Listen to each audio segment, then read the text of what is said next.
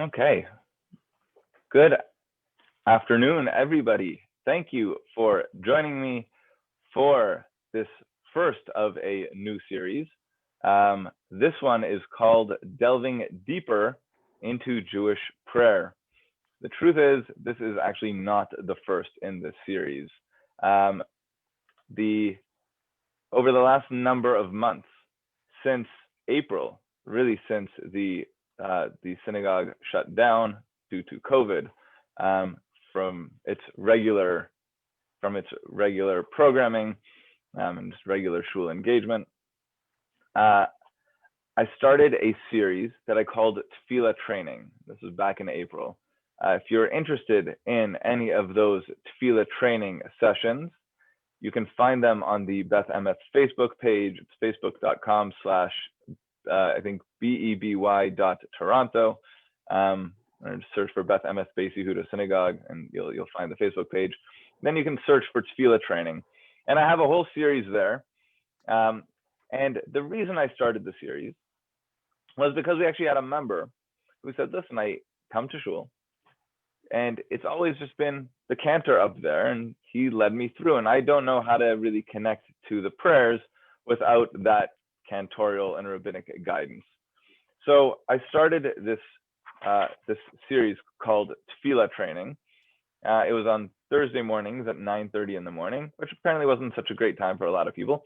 And so that we actually went through that, and we really wrapped it up just a couple of weeks ago. And it took us through from the beginning until the middle, where we are starting now.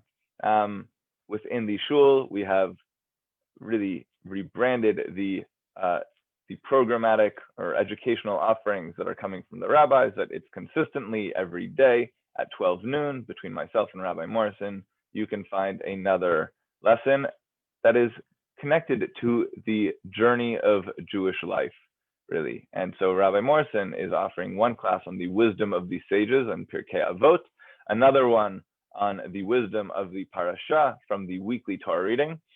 And I am offering on Mondays at noon a how-to of Jewish prayer, which will be a more limited series on really the ins and outs of the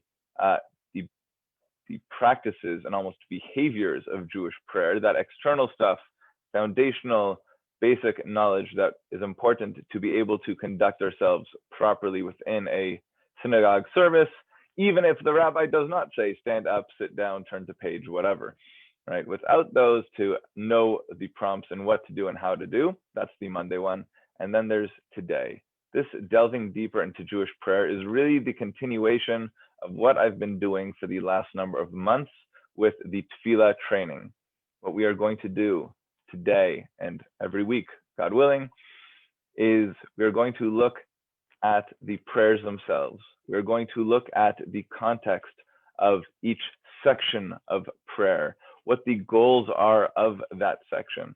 And we're going to look at the individual prayers within that section of prayer and go into the words and understand a deeper level of meaning to each of the words and how that's supposed to impact us and affect us on a psychological level, on a spiritual level, and how really the tefillot are an opportunity, that Jewish prayer is an opportunity for a deep introspective meditation that can, God willing, really empower us in our lives as we go through. And one of the reasons it's really important to do this is not just for the basic reason that it's good to know this stuff, but there's another level, which is that so often we're going through the prayers, whether morning or evening, so quickly that it is mostly impossible to really connect to what we're saying. It's just too fast. Ideally, the prayers are supposed to be a meditative experience. There's a teaching in the Mishnah, which are some of the earliest rabbinic teachings dating to 2,500 years ago, that says the earliest rabbis, this calls them the Hasidim Rishonim, the early pious ones, would spend an hour in their prayer they were referring only to the Shmona Esrei Amidah prayer, that central standing silent prayer. It would take them an hour to go through it, but they would also spend an hour in meditative preparation for that prayer experience. And then they would take another hour almost decompressing from what that prayer experience was to be able to integrate it. That's 9 hours of prayer a day. That's a lot, right? Now, I'm not implying that we should be doing anything remotely close to that. But what I am trying to do with these series is give us a little bit of insight into maybe some of what they were going through, what they were thinking about. Not that we will be there in our daily prayers, but that as we say the various words that we're going to go over, that there should almost be a residual effect in our minds and in our hearts. That as we say the words of the prayer, even if I'm not thinking all the things that we're about to go through, that I at least have access to it. So it'll create that psychological flash where all of this information will kind of subconsciously run through my mind, and then we can just quickly keep going from point to point to point. It's knowing what you're driving by as you're driving through. Right? You don't need to pull off the highway in every town, as long as you know kind of where you are in the general scheme of things. And so that's what we're going to try to do. We're going to try to familiarize ourselves with each one of these stops along the way, so that as we go through them pretty quickly during our daily prayers, or weekly, or however often you join in with prayer, that it will have that deeper residual meaning, right? And this is not just a Jewish concept. This is the nature of the universe in a scientific way as well, right? If we think about how science understands the Big Bang, that initial moment of creation, it's because they have found residual, sound waves from that moment, however many billions of years ago, right? 16.5 billion years ago or something. I don't know. Those numbers are too big for me to think about in terms of time, but that's how they found it. There's this residual pulse that exists from then, right? And the same thing is, as we learn things, especially when it comes to tefillah and anything in the realm of Judaism, even if we're not thinking about all of those things at every moment that we're going through it, the important thing is that it actually, we create those residual frequencies that as I just say the words then quickly, I will have that deeper level of understanding and connection. So we're going to take that as our brief introduction. And we're going to move into delving deeper into our Jewish prayer.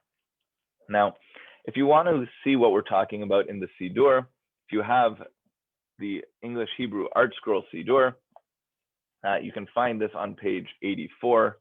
I believe the same thing can be found on page 406.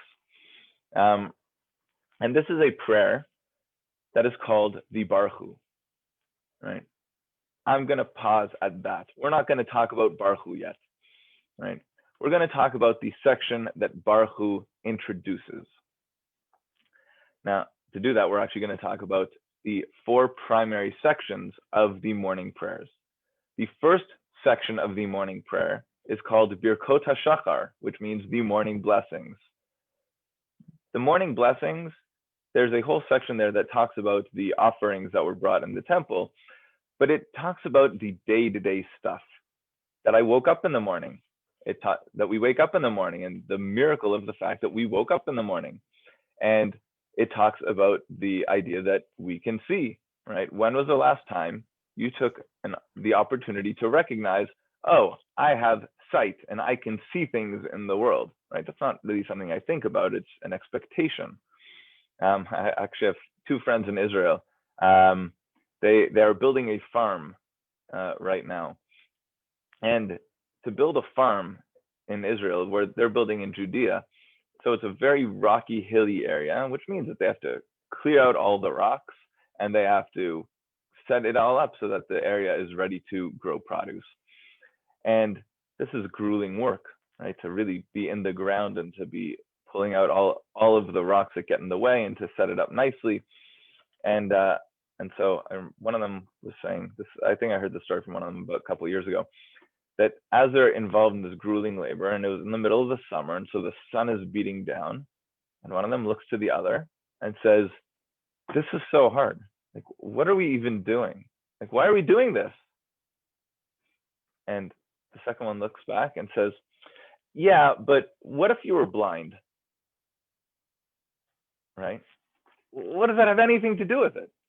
It has nothing to do with it, except for the fact that there's so many things that we take absolutely for granted, like our eyesight, like the fact that we have clothes to wear, like the fact that we can move our legs, that I can stretch my arms in the morning, and that I can roll out of bed like it's nothing, right? And these are actually the morning blessings, the Birkot HaShachar.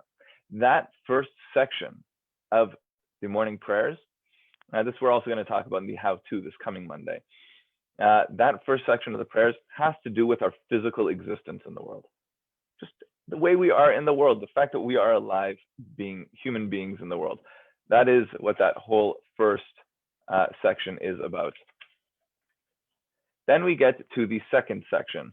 And this second section is where the tefillah training class really put a lot of its focus, which is on the section called Psukei de Zimra, which means the verses of song. And the purpose of Psukei de Zimra is to establish an emotional connection with God. That is to say, we are building ourselves up. On the first level, I'm just saying, God has imbued me with life in this world. Let me appreciate what I have. The second section is, now that I appreciate what I have, let me have a relationship with the one who is giving that to me.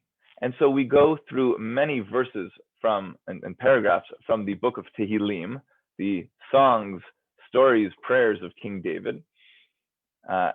And the sages have compiled them in such a way where there's a very deep meaning to the flow of it all. But the idea is to establish an emotional connection. Because in order to really do anything in the world in a real way, we need to be emotionally connected to it, right? It's, if you've ever known somebody who has a job that they hate, and they go into work every day to do their job. And at the end of the day, an hour and a half before the end of the day or more, they're checking their watch, like, when am I done, right? And then they get home and they sit down like, oh, that was painful. And that's their daily experience, right? This pain of, I have to go to work and I have to do all this grueling labor. You can imagine what's going on when they're at work. Are they doing their job? Sure, they're going to do their job. Are they going to be excited and doing it with everything they have in the moment? Probably not, right? It's not something they're excited about. It's not something that they feel connected to in any real way, right? There's no passion, there's no emotion in that experience. And that's why people actually struggle so much when they're in that kind of grueling, just get a job to pay the bills kind of work, because they're not emotionally invested. It's an amazing thing, actually. The Hebrew word for joy is simcha. In Hebrew, it's spelled out sin mem chet hey. The two central letters of simcha are mem chet, which spell the word moach, which means your mind. That is, if you are happy about something, if you're experiencing joy, your mind will be engaged. If you are not emotionally invested in something, your mind is less than engaged, right? So the part of the idea of Psukei de Zimra, these verses of song, is to create that emotional investment. And why is it verses of song? Well, think about your favorite song. Think about your favorite artist. Think about the idea of rocking out to something to tune that you love, right? When you can just close your eyes and lose yourself in the music, right? That's the idea of emotional connection, when you are so into it that everything else goes away, right? The section of Psukei de Zimra is really supposed to help us nurture that sense of an emotional bond and an emotional relationship with God. And so we describe God in different terms and different kinds of a relationship with God and ways of praise and levels of God's manifestation in our lives and in this world, and how we connect to that and the natural experiences of having that kind of a relationship. That's what my whole tefillah training course was about. Can I ask a question? Always. So you're saying that this is the emotional connection to God. Wouldn't you say that all of tefillah should be that connection to God? Yes. So the idea is that there's a progression happening here. We start off, I need to just physically acknowledge my life and the blessing of life and the blessing in my life. Right? That's the first step. That's where we get into the idea of somebody who meditates on their breathing, right? The whole concept of mindfulness meditation really exists only in that first place of I acknowledge, right? I am able to view my life impartially and see the blessing of every moment and of every breath, and familiarize myself with the feeling of my steps in the world and be so present in the world at any given moment. But it's all in the world. The level of Psuke de Zimra is taking that, and it's now saying, let's bring that up a level. Let's connect to it. How do I feel about that? Not just it is, right? The first step of mindfulness, and this is even in Jewish teachings about mindfulness, which far predate the modern iterations of it. It always starts off with observe your thoughts without judgment. Right? The idea of observing our thoughts without judgment, it's an emotionally detached approach, right? Which is why I don't need any deeper connection to it. I can just observe it, and I can take joy in that observation, because whether it's a good feeling or a bad feeling, I'm not judging it. It's just a feeling. And so the awareness of that feeling almost removes me from it. It creates a kind of separation from it. And so therefore, I don't need to live based on those feelings. I can just be mindful of what I'm doing in any given moment, which is very powerful in terms of living in a physically driven existence. And I'm gonna say something which I have said previously, but obviously this is the first of the series, so I'll say it again here. There is a rabbi in Israel. His name is Gutman Lux. He's a Chabadnik, and I don't know what's going on during COVID, but I know he, for years and years and years, would stand by the Kotel, by the Western Wall, and on the men's side, you would walk down the ramp, and he was the first booth right there to the left, putting tefillin on random people. And he has a backstory where he was not always Gutman Lux, he was Gil Lux, and he was known at the time as the Central Park Guru. And in the 70s, he had tens of thousands of people who would meditate with him every day, until naturally a Chabadnik came up to him and said, "Excuse me, are you Jewish?" And he said, "Well, I was born Jewish, but no, I'm not. I do this Buddhist meditation now." And he said, "Oh, so you're Jewish. Have you put on tefillin today?" And he said, "No, I haven't put on tefillin today." And he said, "Come, we're going to put on tefillin."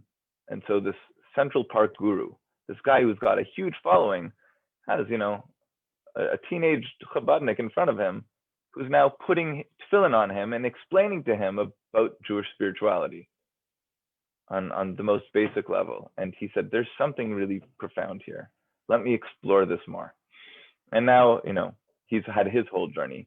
But I learned something from him once where he said, what's the difference between a monk who has achieved the highest levels of nirvana versus a Jew who just lives a normal Jewish life, praying 3 times a day and trying to keep kosher and do all that stuff. And he says, here's the difference. The monk lives in a monastery, removed from the world, right?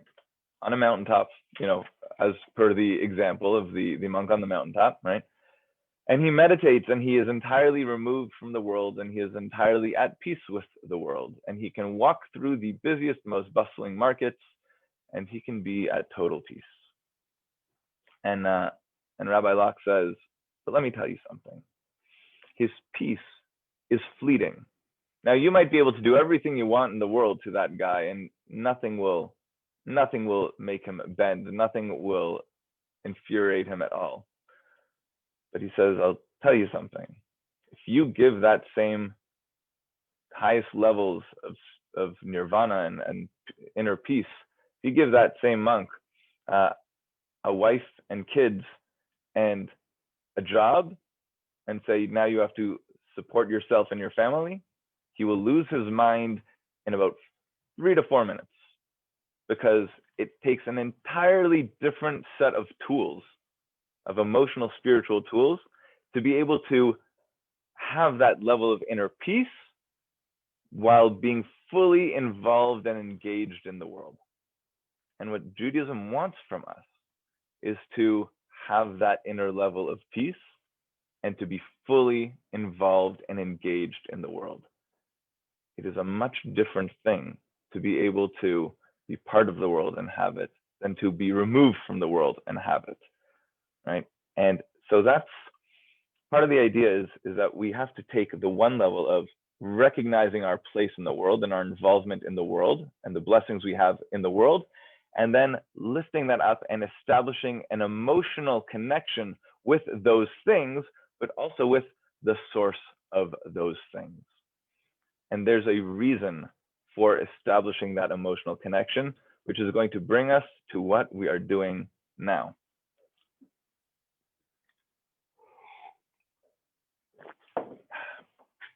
Okay. We are now moving into this next section. And the idea here is we've now established that emotional connection in our prayer. Again, if you're looking to work on that, there is a series. You can find it right now just on the Beth Emet Facebook page, but if you are somewhat patient, it will all be on the Beth Emet YouTube as well as my own personal YouTube, and you can watch it all there, and that's called Tefillah Training. And so you can work on all of that stuff and follow those classes to develop that emotional connection. And we do the same thing that we're doing here, going through each paragraph of prayer using the same Siddur. So I take you through it and you can follow along. But now we're moving to this next section. And this next section is officially where we begin the morning prayers called Shacharit. This is the official beginning of Shacharit. Everything else was building up to this point. And the Barahu that we're about to talk about is a transition. It brings us from that place of the emotional connection and lifts that emotional connection up further to an intellectual understanding of what our emotional experience is really all about and what it's trying to achieve. It allows us now to give a structure and a context to that emotional experience that we are going through, an emotional experience that we call prayer or Jewish prayer.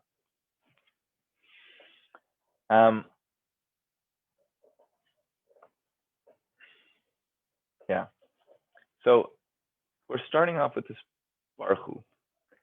Barahu is connected to the Hebrew word for a bracha. Now, what is a bracha? Right? If you want, you can try to chime in, but I imagine we're all going to chime in with the word blessing. It's a blessing. I bless things, right? Well, that's well and good, right? I love making blessings. I made a blessing over my coffee, right? Baruch shehakol niyeh bidvaro, I said before. And I make a blessing over my food, and I make a blessing after I eat. And I make lots of blessings all through the day on all sorts of things. And there are pages in this Siddur on different blessings for different things, right? We bless the rainbow, and we can bless exceptionally beautiful people, and we can bless royalty and leaders, lots of blessings, right? What does that mean? What's a blessing?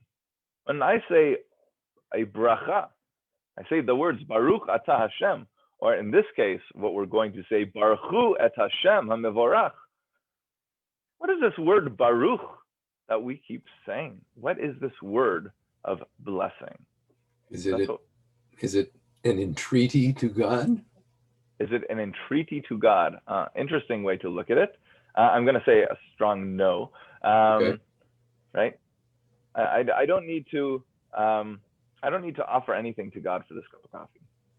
I already have the cup of coffee. It's right here.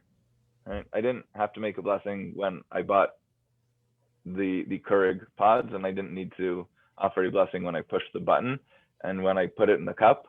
And I don't even need to do anything. I can just drink this cup of coffee. Most people do in the world, and it's a good cup of coffee. I don't actually remember which pod this is. Maybe a donut house one. I don't know. Something that's in the synagogue office. One of the ones we get here. Anyway, so what's bracha? So the word bracha, and this is a very important thing. To understand Hebrew words, we need to understand what the root of that word really means. We talked about this also on Monday when we talked about the idea of tefillah, was palel, which means to envision things. Right? And so bracha, sorry? Is it strength? Strength. So the word for strength, there's a few. There's omet is more courage, but there's chazak, there is, right, strength. There's koach, which is strength and power. There is there are a few different words for strength in Hebrew. Bracha isn't one of them. Bracha actually comes. Ruach. Huh? Oh, ruach is spirit, right? And it's actually so spirit instead of strength. I'm thinking about spirit to God. Interesting. So there is something called Ruach HaKodesh.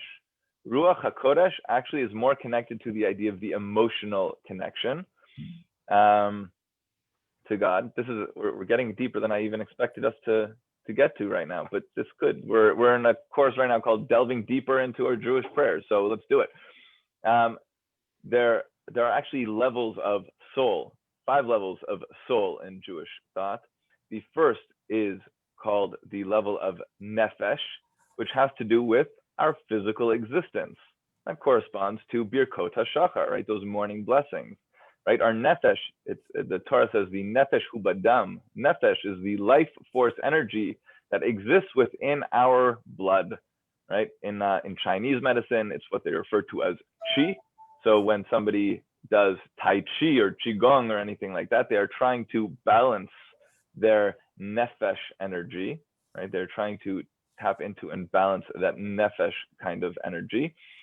Nephesh also has to do with consciousness, right? Not our thinking, but our general consciousness, the fact that we have this level of awareness.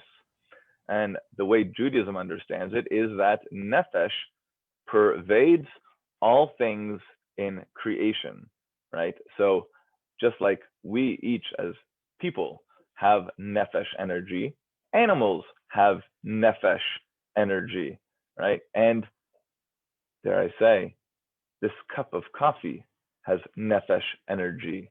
According to Maimonides, the earth has Nephesh energy. The solar system, right, the sun itself has its own Nephesh, and the solar system as a collective has a Nephesh. And the galaxy has a Nephesh, and the universe has a Nephesh. And assuming that quantum theory is right, the multiverse would have a level of Nephesh energy.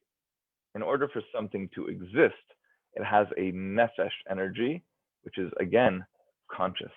Meaning, when we say, oh, if these walls could talk, what would they say?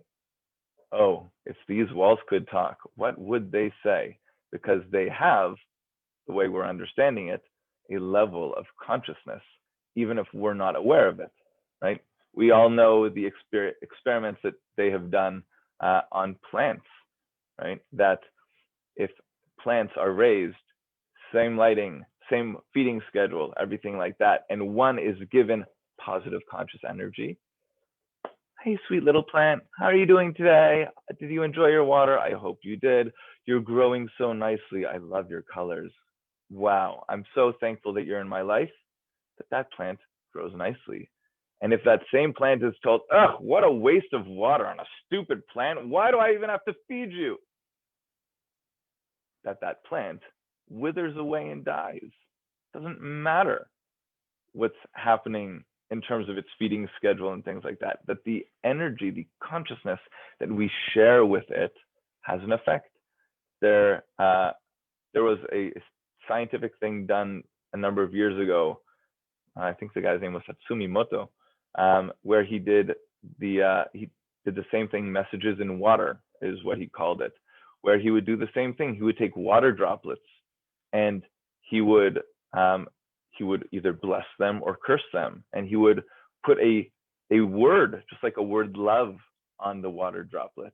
Right? He would put anything that can, right, and same thing, a word hate next to another water drop, and he would photograph under some kind of special microscope what would happen to these water droplets, and the molecular structures would actually change based on what he was imbuing in this thing. Right? That is Nephesh. That is this level of consciousness that we associate with Birkot HaShachar, with that first section of our prayers, which has to do with our physical existence. Then we have the next level, which is, Gail, as you were saying, the level of Ruach, which is spirit. When somebody says, I'm spirited, right? When they give it their all, right? When that excitement, that passionate level of energy that we spoke about before, the levels of simcha and joy, or sadness and anger, as it may be, right? Those are the levels of ruach, of spirit, of energy. It's our wind, right? It's the ruach is, believe it or not, in our breath, right? Because we can breathe it. And ruach also means wind. So just like I can blow my air in and out, so that's our spirit, right? Think about somebody who goes running or does any kind of exercise. It's so important to breathe properly when you're doing that kind of exercise, right? The way we control our spirit, our ruach. Then we are going to this next level now, and this is the level we're engaging with now, which is called neshama, or soul, right? Neshama is a collective for the soul. It includes all of these levels. But this third level also has to do with our intellectual capacity, right? The way we perceive of things in our minds, the way we understand things. This is something that not all living beings have. This is a level of self-awareness and self-consciousness, where I can intellectually engage with my own situation in life, where I can intellectually look at my feelings and the things that I'm feeling, and I can even look back to why I'm feeling those things, where I can analyze. It's really the analytic mind. And this section of tefillah right now is bringing us into a place of neshama. Now, interestingly enough, corresponding with neshama is something else we call Kedusha, holiness, right? And we're going to see that as we continue on through these delving deeper in Jewish prayer classes, we will see that holiness is actually going to jump out at us. It's going to declare itself as something we need to be connecting to. Holiness, Kedusha, is this idea of, it's almost separation. It's something that is unique, something that is special, something that is exalted and elevated. And part of what we're doing here is we're trying to take our emotions and elevate them, right? We can all feel many things, right? There's a time and a place for all things under heaven, as is spoken in the book of Kohelet, which was then later paraphrased by the birds, right? To every season, turn, right? There's always a season. There's always a time. There's a time for happiness, and there's a time for sadness, and there's a time for life, and there's a time for death. But what are those times, and how do we respond to those times, right? We can't always control what is happening in the world, but we can generally try to control how we respond to those things. I can't necessarily control the fact that an experience will make me feel happy, sad, angry, or scared, but I can then reflect on that experience and say, why am I feeling happy, sad, angry, scared, right? These are emotional experiences that I can then intellectualize. And it's through that pursuit, I can then not just connect more deeply to what I was experiencing internally, but I can then intellectualize it and understand it more deeply. And I can make it a holy experience. This is the idea of when we look at our own lives. And, I can go through whatever I go through, and that's just life. But when we look at the things we go through and we try to say, well, why was this meaningful? Right? Why was this experience worthwhile? Why would God have put me through this? I mean, we're all in the middle of coronavirus right now. Why is God doing this to the world? Your guess is as good as mine. But we can all try to find the meaning in it, right? That intellectual level of looking deeper, right? This is something that has a lot of metaphors. One is Kedusha, holiness, like we said. Another one is kavod, glory, the glory of God, kavod Hashem.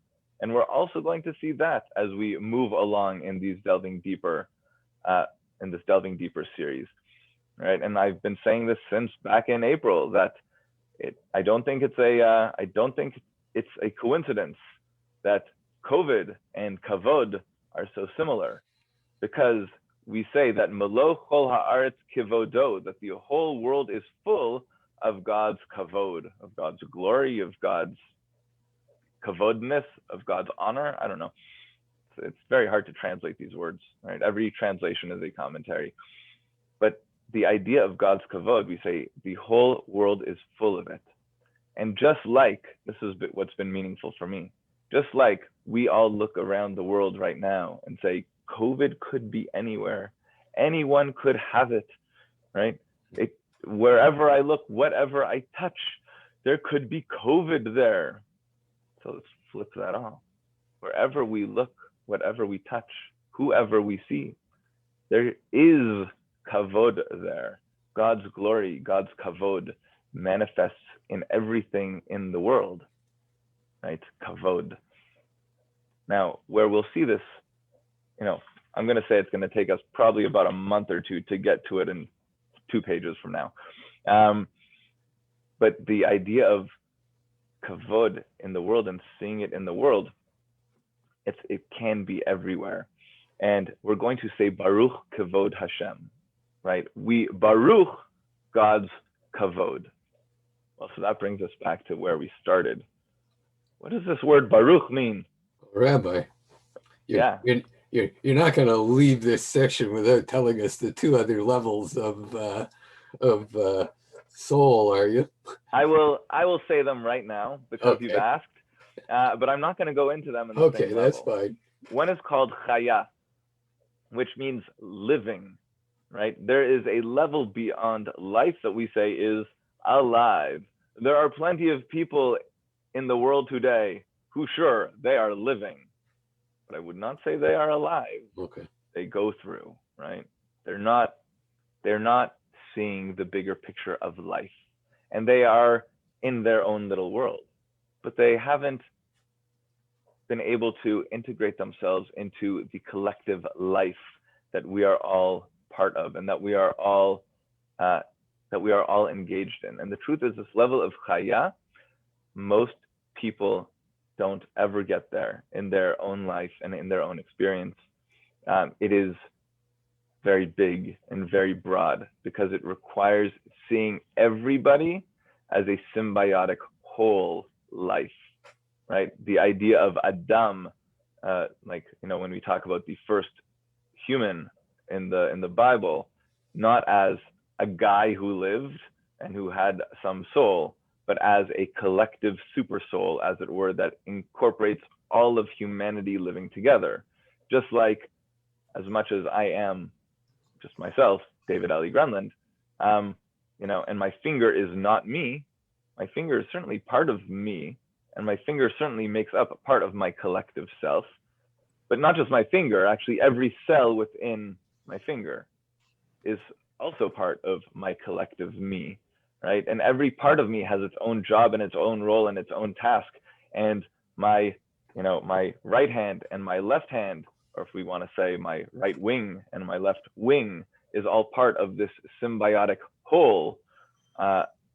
So too, that is how we exist within the framework and the context of the world. So to not get overly political here, but one of the biggest breakdowns within the ability of people to engage with each other, especially when it comes to politics, is we have the right and we have the left, and they're on the political right and they're on the political left. And right now we're in a day and age where nobody from the right can really talk to or listen to anybody on the left, because it is too, whatever. And nobody on the left can look at or talk to anybody on the political right, because it is also too whatever, right?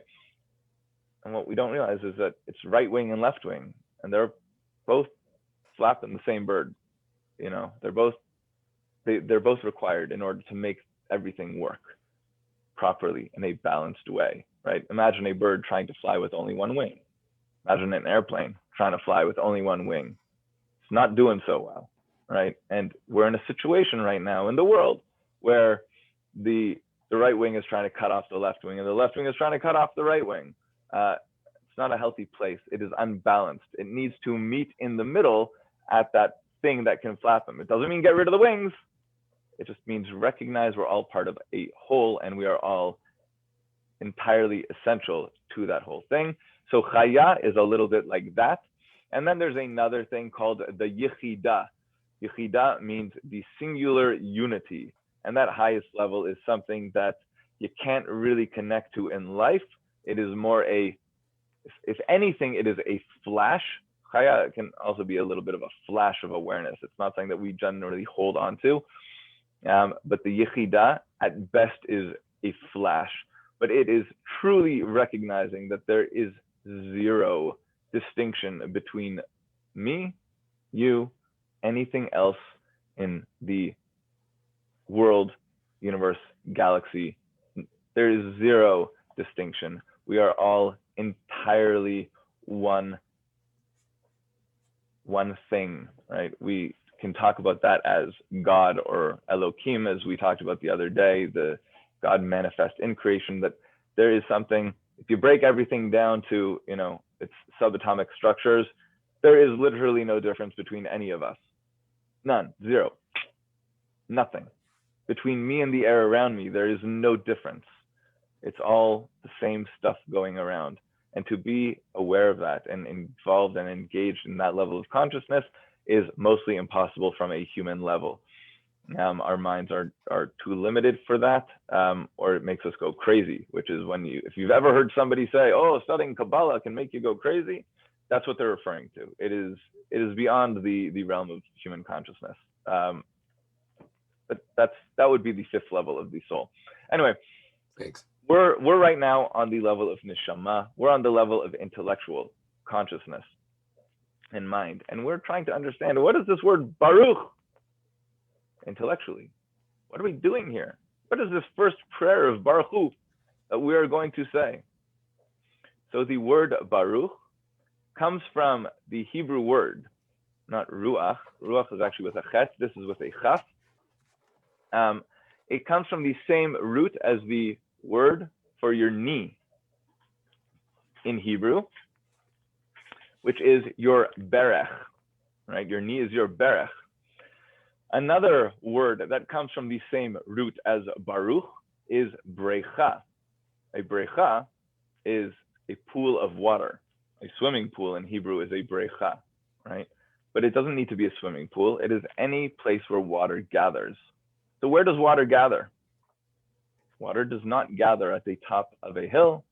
Water gathers at the bottom of a valley, right? And what does it do? It flows down and it gathers in the valley, right? What happens when we bend our knees?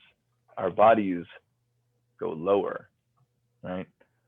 The word Baruch is the idea of bringing it down, bringing something down into the world, right? That is Baruch.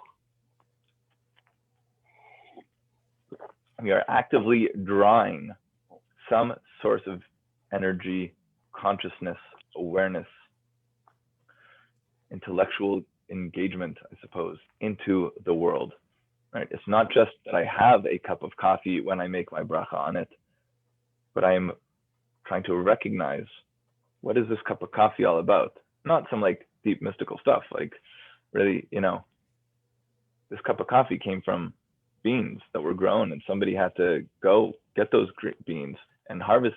First, somebody had to plant the tree, and then someone had to harvest the beans, and somebody had to engage with it, and somebody had to then shell those beans, and then roast them, and then grind them, and then package them, and then ship them, and then it had to be bought and brought here, and then I had to do the last thing of putting it in the machine, closing and pushing a button, because that's the world we live in, right? Lots of different ways to brew coffee. That's the one that I did for this cup.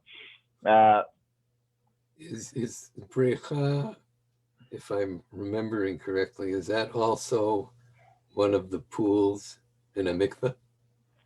So a brecha is the pool of water, right? So anytime we talk about a pool of water, so the mikveh itself, the primary pool of water is the brecha. It is the gathering place of the water, right? Because that's really what a mikveh needs to be. It needs to be a place where water naturally flows into that place. You're not allowed to collect water in a bucket and dump it into a mikveh. It needs to be a naturally occurring thing. So when they build a mikveh in a building, there are smooth pipes, because even ridges in the pipes are considered a gathering place that can invalidate the whole process, right? So it's smooth pipes that are built in such a way where any overlaps are from the bottom overlaps the top. So it's a smooth flow downward. And that ultimately then hits another trough and naturally flows into the actual pools. And that place where it collects is the brecha, right? Again, this is just tools to help us understand, what are we saying when we're saying Baruch? In every bracha that we can make, right? There's a thing in the Gemara, we're supposed to make 100 brachot a day. 100 brachot a day, that's a lot, isn't it? Well, fine, but the idea is trying to bring it down, right? When we say we're trying to bring it down, we're trying to make things more relatable, more part of our lives. I'm trying to say that this cup of coffee, when I think about all the processes that have to go into it, when I say Baruch Atah Hashem, I am recognizing the divine source of this coffee, and I am recognizing and trying to bring into this coffee its source. I'm trying to connect it back to its source, right? This is where it fundamentally stems from, right? And I'm trying to connect to that. I'm trying to unite the coffee with that before I drink it. It's ultimately just saying, in the most basic level, really to bring it down, that a cup of coffee is not just a cup of coffee, right? And a fruit is not just a fruit. And any food that I eat, my sandwich is not just a sandwich, right?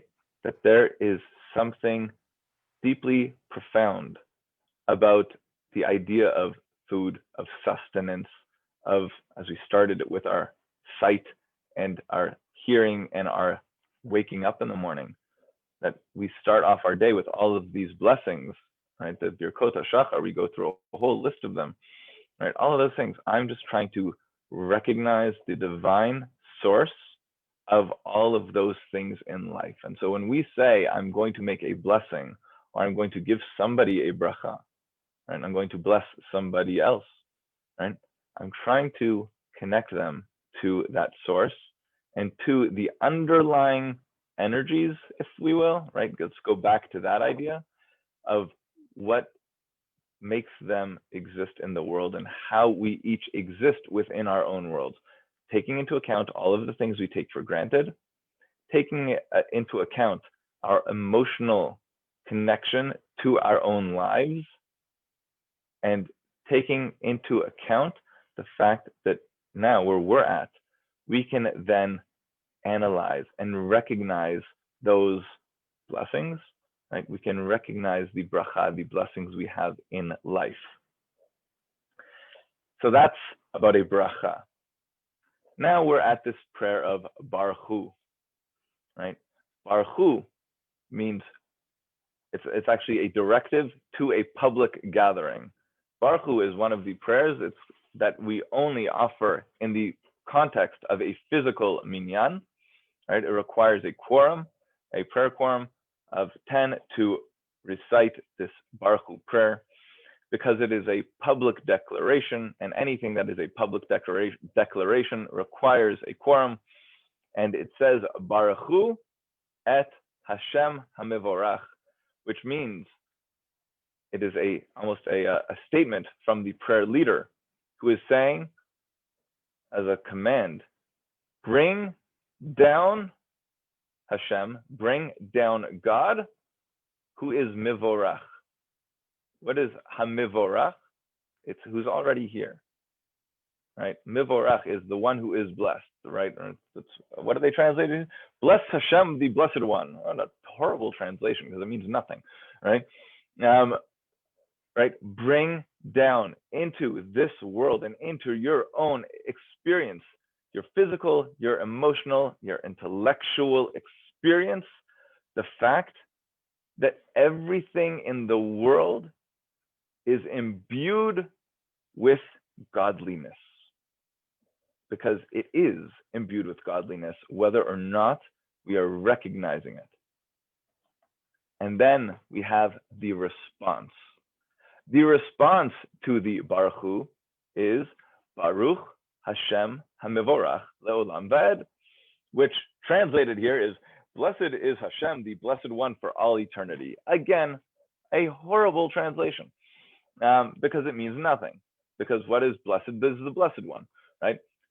So it is the response of the congregation then saying, actively, I bring down godliness, and I recognize the godliness that is inherent in all things, le'olam va'ed. And so, yeah, it could be for all eternity, right? Forever and ever. This word olam, though, it's one of my favorite words, because olam means forever, but olam also means the world. Well, that's weird. The world is a physical thing. Olam, eternity, is a temporal thing. It has to do with time, right? What does it mean that God is the Mivorach le'olam va'ed, right? God is present in all moments, at all times, in all space, simultaneously. The entire space-time continuum, as it might like to be discussed in some kind of parlance, right? God is present perpetually, simultaneously, at all moments, throughout, and at all places, throughout space-time. God is that, and God is manifesting that. And as we are saying, I'm going to try to bring that consciousness into my own mind, well, I'm bringing into this consciousness something that is already there, right? I am just actively making myself aware of it. And then that second line is repeated by the prayer leader, because the prayer leader at this point hasn't actually said it, right? They've said, everybody do this thing, bring God into your understanding of the world, that God is present in all things at all times. And so everyone says, great, we're going to do that. There's something weird though, if, I ask you to do something that I myself am not willing to do. So therefore, the prayer leader then repeats it and says the same thing, Baruch Hashem HaMevorach le'olam va'ed, right? I bring God into this godly existence at all times, in all places, right? And that is the introduction. That is the first lines of this section that is officially the beginning of Shacharit, of these morning blessings, or of this morning prayer, sorry. That we say the first thing we're going to do is we need to bring it down. We need to understand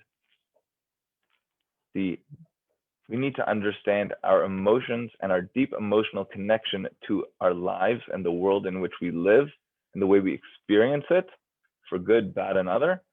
Right? I need to recognize that is all sourced in the divine and Hashem, God, godliness. And we talked on Monday. We talked a little bit more about the name of Hashem, Yud Kei Vav Kei, and some of the deeper meanings therein.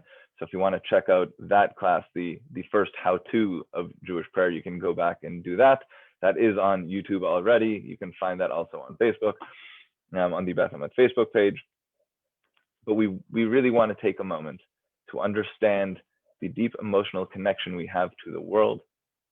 We want to understand why we have those connections, and we want to then work towards understanding what the result of that connection is. Now that I am emotionally connected to my prayers, to these words, to my life, to my experience, to God, so what? What do I do with that information? And that's what we'll do next time. Right now, we're bringing it down. We're saying, I am recognizing that. I am bringing that into my life, and I'm actively going to think about and focus on those matters. And so as we proceed, we're going to look in what focusing on those things looks like and what that experience is all about. And so I want to thank everybody for joining me right now. This has been the first of delving deeper into Jewish prayer. God willing, we will be continuing with these on Wednesday afternoons at 12 noon. I'm so thankful to everyone who joined me live here on Zoom. To those of you who are joining presently and in the future on Facebook or YouTube, thank you for joining me there. And I look forward to seeing you in future ones of these. And so for now, I'm going to end this Facebook broadcast. And for those of us who are here live on Zoom, we can do a brief Q&A. But really, thank you everyone for joining me. And I look forward to seeing you next time. Have a wonderful day and a wonderful week ahead. And Shabbat Shalom. I have a question.